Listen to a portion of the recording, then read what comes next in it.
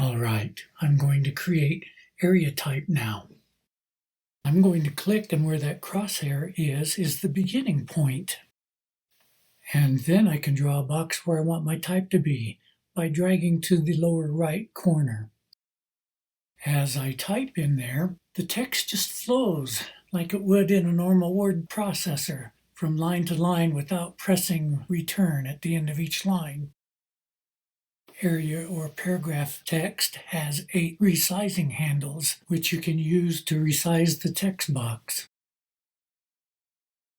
If I make the text box too small, down in the lower right corner you'll see a plus in that lower right resizing handle. Normally it's empty, but if you have too much text in the box and some of it's not showing, you get that plus. Just like in point type, I can move my cursor outside the box and reposition the text box. If I put my cursor close to a corner handle, I can rotate the text box. That crosshair point in the center can also be moved outside of the text box or anywhere inside of it. That becomes the point around which the text box will rotate.